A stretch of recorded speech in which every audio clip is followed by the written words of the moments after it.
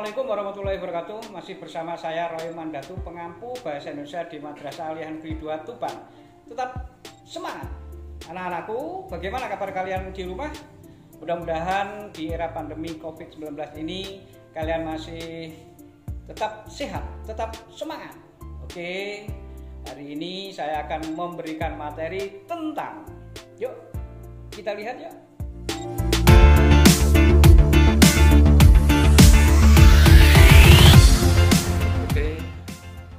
Konsep pembelajaran bab 4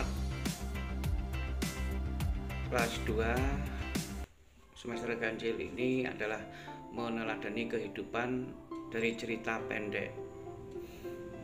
Buku yang saya pergunakan adalah bersumber dari Suherli 2017 Bahasa Indonesia SMA MA kelas 11. Seperti biasa, konsep pembelajaran berdasarkan kompetensi dasar yang akan kita pelajari. Yang pertama adalah mengidentifikasi nilai-nilai kehidupan dalam cerita pendek. Kemudian yang ke B, mendemonstrasikan salah satu nilai kehidupan yang dipelajari dalam cerita pendek. Kemudian menganalisis unsur-unsur pembangun cerita pendek. Dan yang terakhir adalah mengonstruksi sebuah cerita pendek dengan memperhatikan unsur-unsur pembangunnya. Kompetensi dasar yang pertama adalah mengidentifikasi nilai kehidupan dalam cerita pendek.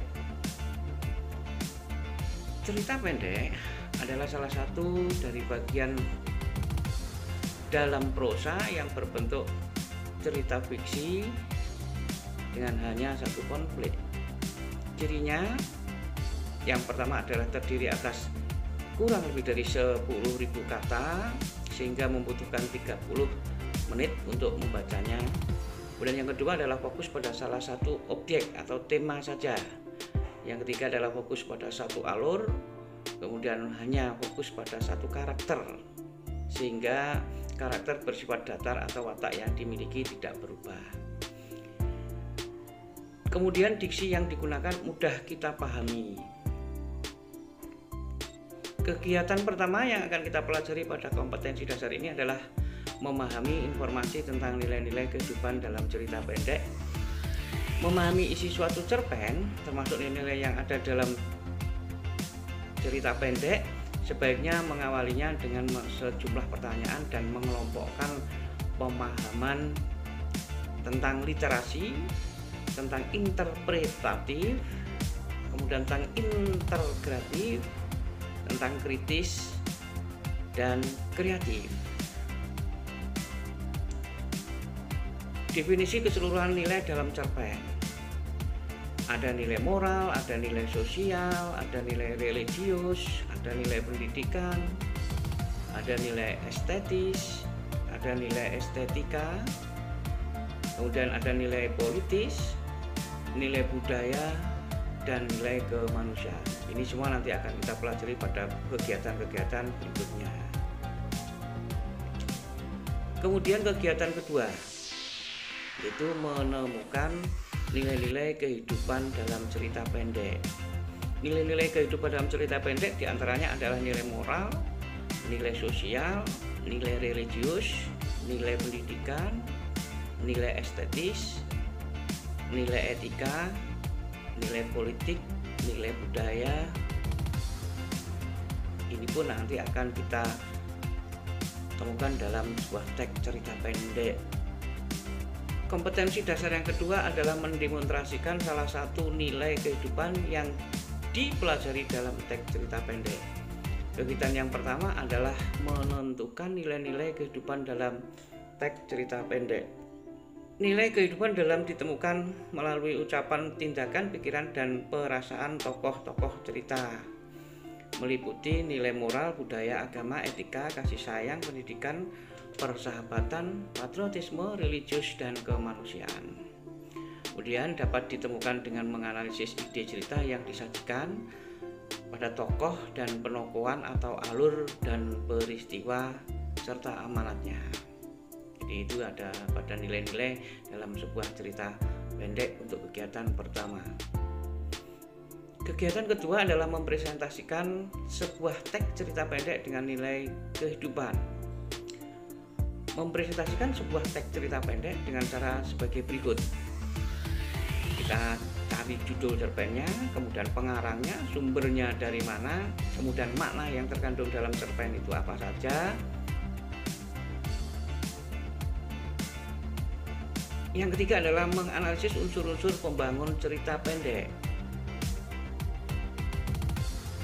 Kegiatan pertama adalah menentukan unsur pembangun cerita pendek. Unsur pembangun cerita pendek itu diantaranya adalah unsur intrinsik yang meliputi pertama tema, kemudian amanah, ketiga penokohan, keempat alur, kelima latar atau setting. Semua ini nanti akan kita ungkapkan pada kegiatan berikutnya.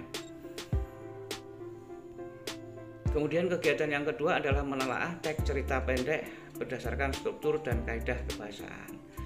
Struktur kaidah kebahasaan yang ada pada cerita pendek, yang pertama adalah pengenalan situasi cerita, kemudian pengungkapan peristiwa, kemudian dilanjutkan dengan menuju pada adanya konflik, kemudian yang keempat adalah puncak konflik. Selanjutnya struktur yang terakhir adalah penyelesaian. Selanjutnya adalah kaidah kebahasaan. Nah, kaidah kebahasaan yang ada dalam cerita pendek yang pertama adalah banyak menggunakan kata kerja, banyak menggunakan dialog yang ditandai dengan tanda petik ganda, kemudian banyak menggunakan kata-kata sifat. Selanjutnya adalah banyak menggunakan kalimat yang bermakna masa lampau, kalimat yang menyatakan urutan waktu, banyak menggunakan kata kerja yang menggambarkan suatu peristiwa yang terjadi, menggunakan kata kerja yang menunjukkan kalimat tak langsung. Kompetensi dasar yang terakhir adalah mengonstruksi cerita pendek dengan memperhatikan unsur-unsur pembangunnya.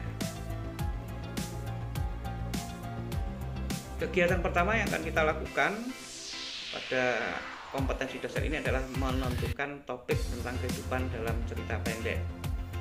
Cara menentukan topik tentang kehidupan dalam cerita pendek yang pertama adalah kita harus membaca baris pertama dan kedua dan amati teks cerpen. Kemudian yang kedua adalah cari kata kunci yang paling sering diulang-ulang. Yang ketiga adalah topik atau tema dari sebuah teks yang harus kita tulis. Kemudian kegiatan yang kedua adalah menyunting teks cerita pendek dengan memperhatikan unsur-unsurnya. Cara menyunting teks cerita pendek yang pertama adalah apakah ide yang ditemukan dalam karangan itu sudah tepat atau tidak? Apakah sistematika penulisannya sudah benar? Apakah karangan itu bertele-tele atau cukup sederhana?